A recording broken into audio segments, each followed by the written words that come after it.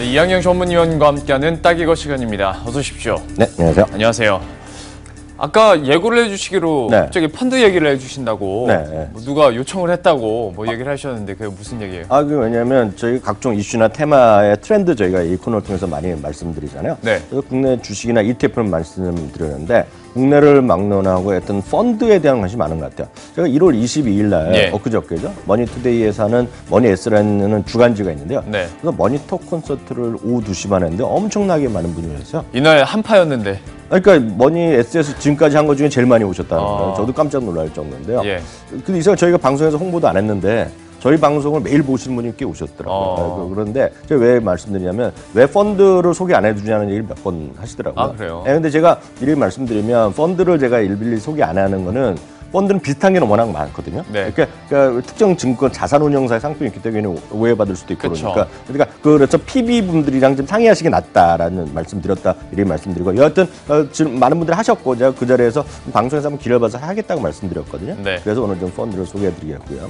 일단 기초부터 좀 탄탄히 들어가면 펀드는 여러 가지가 있는데 일단 펀드의 기본은 이겁니다. 위험이 좀 낮을수록 기대되는 수익도 좀 낮은 거다라고 네. 보셔야 되겠고요. 기대가 위험해질 가능성이 높으면 이익도 좀 높은 건데 위로 올라갈수록 오른쪽으로 갈수록 주식형 펀드가 상당히 위험도는 상당히 있고요.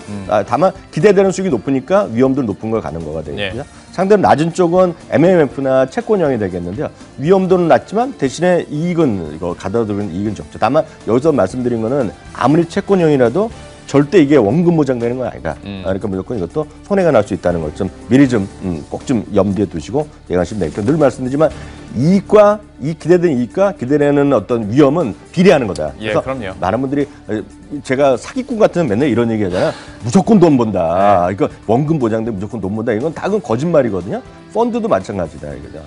그러니까 자기가 기대되는 위험이 적으면 위험에 대한 회피하면 채권형으로 갈 수밖에 없는 거고요. 난 위험을 하더라도 그럼 주식을 해서 돈을 벌을 기회가 있다 그러면 주식형이 가지만 결국 펀드라는 건 어떤 것이더라도 대한민국의 모든 것은 무조건 100% 안전한 것은 아니다라는 거. 그러니까 이거를 이해 못 하시면 몇몇 증권사가 한 4, 5년 전에 되게 큰 문제된 동양종금 중에 문제가 된 적이 있었거든요. 그러니까 크게 나중에 당혹스러운 일이 나올 수 있다는 것도 꼭 염두에 두시기 바랍니다. 예, 투자를 할 때는 항상 리스크도 함께 감안을 해야 되는 것 같고요. 네. 그리고 얘기를 해주신 것처럼 시청자 여러분의 요청으로 저희가 펀드를 다루게 됐는데 펀드 소개해드리다 보면 꼭 펀드 종류 그 이름 앞에 증권사 이름이 붙잖아요. 네네네. 하다 보니까 약간 뭐 저희가 지금까지는 적극적으로 말씀을 못 드렸는데 오늘은 펀드이니만큼 네네. 잠시 후에 혹시 네. 언급이 되더라도 좀 네. 양해를 부탁드리겠습니다. 그러면 펀드에 대해서 다시 한번 얘기를 해보자면 네. 종류나 기초에 대해서는 이론은 설명을 해주셨는데 네. 이게 ETF하고는 또 어떻게 다른가 또 궁금하네요. 이게 또 헷갈려 하시는 분 많은데 왜냐하면 특정 자산 운용사가 펀드도 하고 ETF도 만들어서 상장시키기 때문에 약간 차이가 나는데요. 예. 일단 약간 개념이 다릅니다. ETF는 수수료가 분명히 저렴합니다. 그리고 대부분의 어떤 액티브도 있지만 대부분의 패시브 형태이기 때문에 주가 등락에 따라 그대로 추종하는 겁니다. 그러니까 주가 올라갈 수도 있고 떨어질 수도 있고 그대로 가셔야 되겠고요. 반면에 펀드는 수수료가 상대적으로 비싸지만 주가가 좀 이런 거 있죠. 주가 올라가면 좀 팔고 좀 떨어지면 다시 사고 이런 느낌 있잖아요. 예. 그런 것들을 펀드 매니저가 대신 해주는 거다 이거죠. 그래서 이익을 좀 극대화하려는 노력을 하는 것이 펀드고요. 그런 것이 없이 거의 기계적으로 움직이는 거. 그러니까 지수가 올라가면 올라가고 떨어지면 같이 떨어지고 그런 걸 추종하거나 대신 2배짜리 뭐 우리나라는 없지만 해외는 3배짜리도 있거든요. 네. 위로 방향, 아래로 방향 이런 것들이 다양한 것이 있는 것이 ETF랑 어떤 펀드의 차이인데 그러니까 난 아무것도 하기 싫다. 머리 아프다.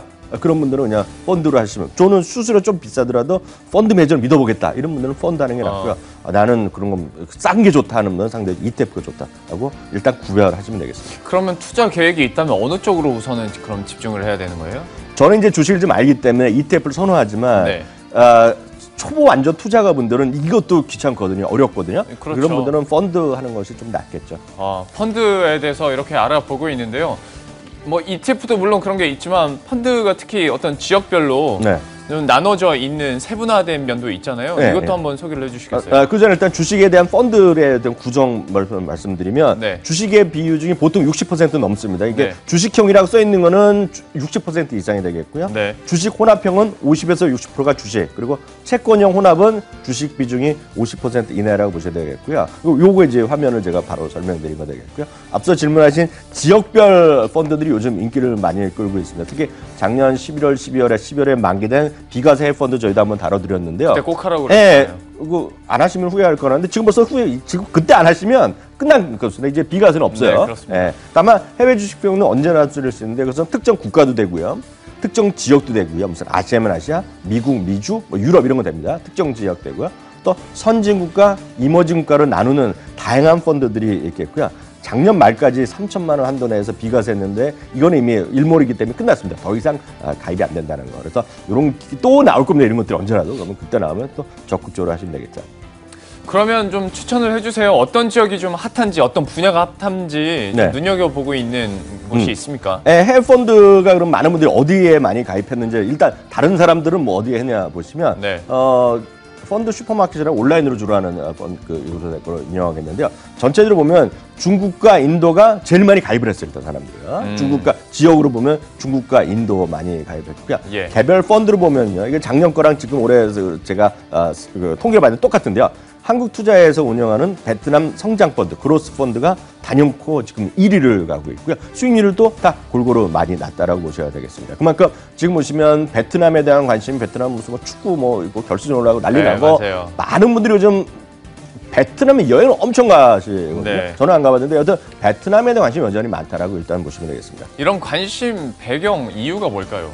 이거는 너무나 명확한데요.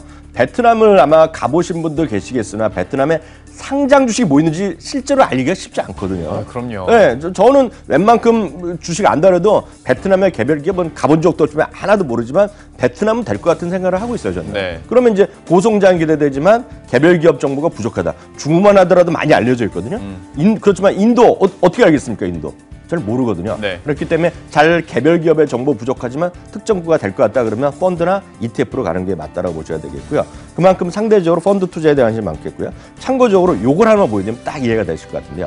2016년부터요. 2025년까지의 주요 국가의 연평균 경제 성장률을 PwC에서 말한 건데요. 네. 여기 보시면 제일 왼쪽에 제 화면 쪽은 제일 안쪽 왼쪽 나오는 거 있죠. 네. 그게 바로 베트남입니다. 베트남이 최고로 그래요. 연평균 성장하는 나라로 되가 있는 것 같고요. 예. 그 외에 있는 나라가 인도라든가요, 방글라데시, 파키스탄, 그리고 엊그저께 보면 나이지리아보다 우리나라가 저평가됐다 얘기하는데 나이지리아가 우리보다 2배 이상 고속성장한다고 보시면 되겠습니다. 그렇게 쭉 있고요.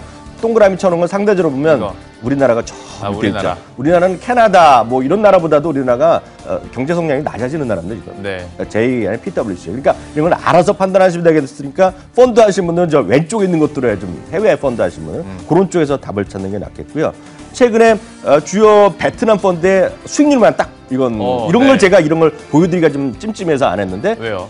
이거 되면 딱 특정 증권사 자산운용사가 나오잖아요. 순위 아니에요? 예, 잘 나오는 순위. 순인데 왜냐하면 이게 특정 증권사나 특정 은행에서 거래하신 분들은 네. 이 펀드를 못 살 수가 있어요. 그래서 그런 게 그러니까 다 워낙 많은 베트남도 워낙 많은 자산운용사가 하는데 지금까지 올해나 최근 6개월 동안 가장 설정액도 많고 이익이 많이 늘어나는 건 바로 이들이다. 네, 한국투자에서는 베트남 그로스, 뭐 킨덱스에서 하는 거, 유리베트남, 알파 이런 등등등등 나온다라고 일단 이해하시면 되겠습니다. 이거는 제가 뭐 앞서서도 양해를 구했고 이거는 그야말로 그냥 수익률 순위로 저희가 한번 매겨봤으니까요. 참고만 팩트입니다, 팩트. 네. 하시고요. 네. 그러면 이제 지역별은 살펴봤으니까 섹터별로는 또 어떻습니까? 섹터별로 보면 금융주 펀드가 여러분들의 생각과 달리 올해 수익률이 제일 좋습니다. 네, 그러니까 금융주라는 것은 은행도 들어가고 증권도 들어가고 네. 법정 내 펀드 이것도 워낙 많으니까요.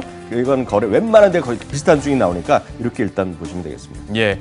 그러면 이제 위원님께서 뽑은 최고의 펀드 뭐 이거 꼽을 만한 게 있습니까? 이건 진짜 오해받을 수 있기 때문에 네. 이거는 제가 다른 사람 공적인 기관의 의견을 이것도 제가 작년에 그래요? 11월에 한번 했는데 다시 한번 드렸는데요. 2017년에요. 대한민국 우리나라 금융기관에서 뽑은 대한민국 증권대상이 있습니다. 이거는. 공식적으로 발표하는 건데요. 국내 펀드 부문 최우수상 받은 펀드가 바로 이겁니다. NH 아문디 자산운용에서 하는 네. 올셋 고배당 펀드라고 있는 거가 작년에 1년 동안 최고의 어떤 안정성, 최고의 예. 수익성을 가져다 준 대표 펀드라고 발표됐고요. 이 펀드의 승격은 개별 주식의 배당성을 분석하지만 꼭 배당뿐만 아니라 안정적이면 기업의 그런 주식들의 주가의 성장성도 같이 염두에 두는 건데요. 최근 설정은 일이 한 14개월 정도 됐을 텐데요. 벤치마크 지수는 코스피 200을 보시면 되겠는데요. 예. 24% 올라갔는데 펀드가 28.65% 올라갔어요. 그러니까 많은 분들이 별거 아닐 것 같다고 얘기하시면 계시지만 저는 그렇게 얘기하면 이해가 안 되는데요. 시청자분 중에서 최근 한 14개월 동안에요.